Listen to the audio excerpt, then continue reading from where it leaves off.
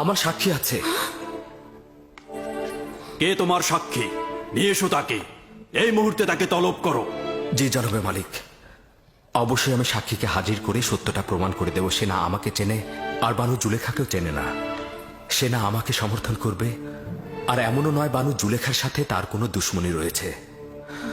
সে তোতা পাখির মতো সত্যটা বলে যাবে, আর এতে কার লাভ হচ্ছে আর কার ক্ষতি হচ্ছে সেটা সে বুঝবে না।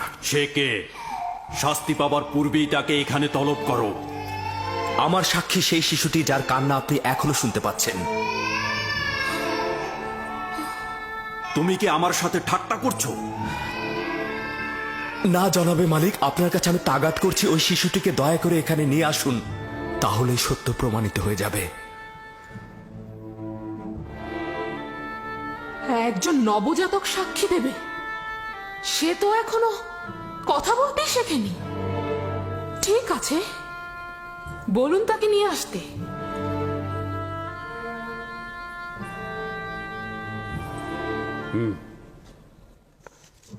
দরুদ আলী জনাব পুতিফার। সে আমার ফুফাতো বোন সিতেনে এবং তার সন্তান কিসেন।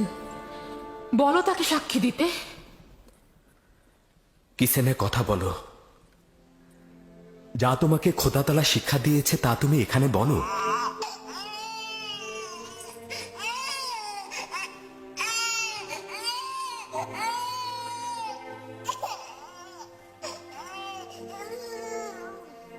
বলো কিসিনে।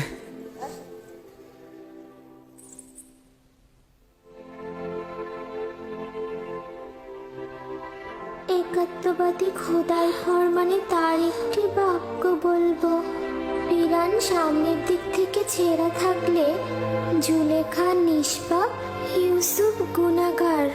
আর যদি পিরান পেছনের দিক থেকে ছেঁড়া থাকে তবে জুলেখা পাপী, ইউসুফ নিষ্পাপ।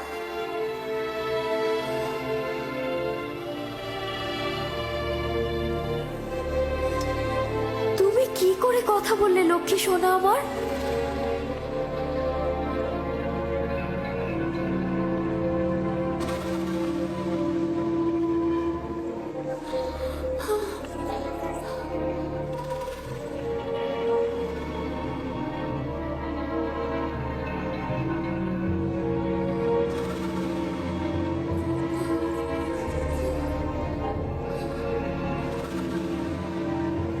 তুমি নিজের কান্না দ্বারা আমাকে ধোঁকা দিতে চেয়েছিলে। আসলে নারীদের প্রতারণার ফাঁদ খুবই বিশাল।